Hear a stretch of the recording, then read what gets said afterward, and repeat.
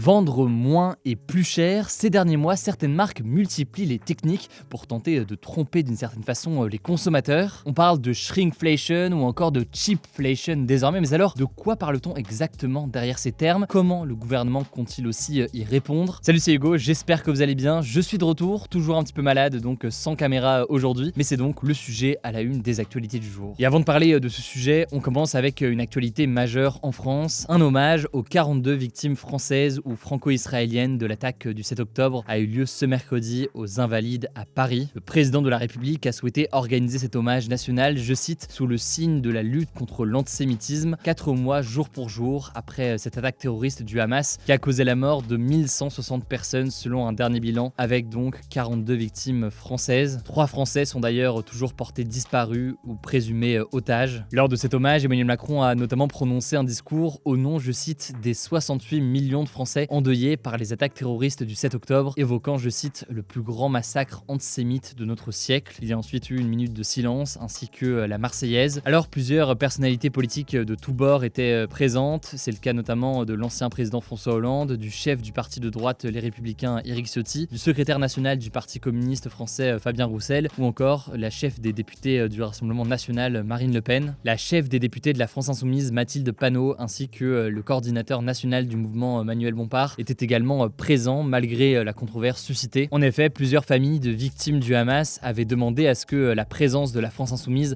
soit interdite. Ces familles leur reprochent d'avoir refusé de qualifier le Hamas de groupe terroriste, en préférant parler notamment de crimes de guerre. A noter que l'Elysée a annoncé ce lundi qu'un temps mémoriel serait aussi bientôt organisé pour, je cite, les victimes françaises des bombardements à Gaza, alors que plus de 27 000 personnes ont été tuées à Gaza selon le Hamas, seul bilan disponible sur place, relayé notamment par l'UNICEF. On ignore le nombre de victimes françaises ou franco-palestiniennes pour le moment à Gaza. L'autre sujet à la une aujourd'hui, donc, 6 grandes marques dont Fleury Michon, Findus ou encore Milka ont été épinglées par l'organisation de défense des consommateurs Foodwatch pour ce qu'ils appellent du cheapflation. Alors qu'est-ce que ça veut dire? Qu'est-ce que c'est que ce terme et en quoi est-ce différent du shrinkflation dont vous aviez peut-être déjà entendu parler? Sinon pas d'inquiétude, on va revenir là-dessus. Eh bien le cheapflation, c'est quand on modifie la composition d'un produit pour qu'il coûte moins cher à produire. Là, en l'occurrence, les industriels sont accusés d'avoir mis notamment plus de gras, plus d'édulcorants à la place de sucre, plus d'eau,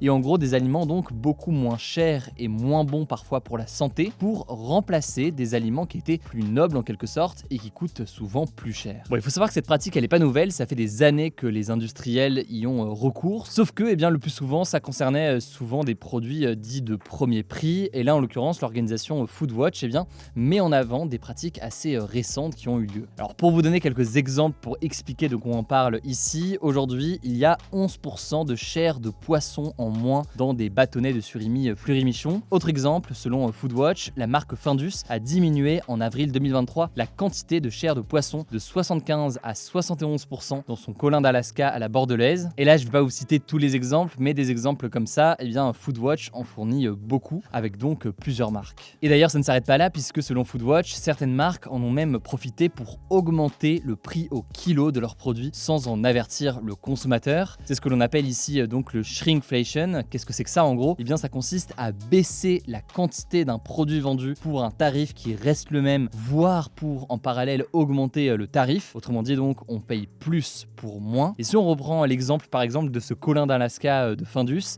il y a 4% de chair de poisson en moins, mais son prix a augmenté de 47% entre avril et novembre 2023. Alors là-dessus, Findus s'est justifié notamment auprès du journal Le Parisien en expliquant que cette modification de la recette avait été faite pour tenir compte de l'évolution des attentes des consommateurs sur la répartition poisson-garniture selon eux. Par ailleurs, certaines de ces marques pointées du doigt affirment que le tarif final en rayon est décidé par le distributeur qui peut décider de prendre une marge parfois plus importante. C'est important de noter que ces pratiques, que ce soit de cheapflation, donc en remplaçant des produits, ou alors de shrinkflation en modifiant ainsi les quantités, elles ne sont pas illégales. Cependant, Foodwatch dénonce le fait que ces changements soient faits souvent en secret, sans avertir donc les consommateurs, qui peuvent subir donc à ce moment-là soit une baisse de pouvoir d'achat, soit une baisse de qualité de leurs produits. De son côté, le gouvernement souhaite faire passer un décret pour obliger les industriels à signaler les quantités réduites sur les emballages de façon visible. Le projet a été envoyé à la Commission européenne pour une validation. Le but du gouvernement sera de le faire appliquer fin mars. On verra donc ce qu'il en est. Je vous laisse avec Blanche pour les actualités en bref et je reviens juste après. Merci Hugo et salut Salut à tous, on commence avec cette actu. C'est officiel, plusieurs boulons manquaient bien sur l'avion d'Alaska Airlines Boeing 737 MAX qui a perdu sa porte après le décollage il y a quelques semaines, selon un rapport préliminaire de l'Agence de sécurité des transports publié ce mardi. En gros, l'agence a recueilli des documents écrits et des photos qui montrent que des employés de Boeing ont effectivement retiré 4 boulons pendant une inspection dans une usine avant la livraison de l'avion en octobre 2023. Je vais pas rentrer dans les détails, mais en gros l'objectif c'était de remplacer des tiges cylindriques qui étaient endommagées. En tout cas, suite à cet incident, tous les Boeing 737 MAX ont été cloués au sol plusieurs semaines pour faire des vérifications et les analyses ont montré qu'il manquait aussi des boulons aux portes de ces avions. C'est d'ailleurs pas la première fois que ce modèle rencontre des problèmes. 2 crashs ont eu lieu en 2018 et 2019 avec des Boeing 737 MAX. Deuxième actu, et c'est une info qui fait beaucoup parler en ce moment au Royaume-Uni, le Premier ministre britannique Rishi Sunak a accepté un pari lancé par l'animateur Piers Morgan, s'engageant à transférer vers le Rwanda des migrants présents au Royaume-Uni d'ici fin 2024. En fait, tout ça s'est passé dans le cadre d'une vidéo dans laquelle Piers Morgan dit, je cite, « Je vous parie 1000 livres à donner à une association d'aide aux réfugiés que vous ne ferez monter personne dans ces avions avant les élections. Acceptez-vous ce pari ?» Rishi Sunak lui répond alors en souriant qu'il souhaite, je cite, « faire monter des gens dans ces avions avant de lui serrer la main. » Bon, si vous n'avez pas tout suivi, le Royaume-Uni a signé il y a 2 ans un accord avec le Rwanda, un pays d'Afrique de l'Est, qui vise à transférer au Rwanda les demandeurs d'asile arrivés illégalement au Royaume-Uni pour que leurs demandes soient traitées sur place. Le but étant de dissuader les migrants de se rendre directement au Royaume-Uni. Ce texte a été largement critiqué par des associations humanitaires et a même été jugé illégal en novembre par la Cour suprême britannique, la plus haute autorité judiciaire du pays. Ce qui est sûr, c'est que cette séquence vidéo a fait énormément parler. Du côté de l'opposition, beaucoup ont pointé du doigt la position privilégiée de Rishi Sunak, qui est le plus riche Premier ministre de l'histoire du Royaume-Uni. Selon le Financial Times, sa famille est à la tête d'un patrimoine estimé à 730 millions de livres sterling,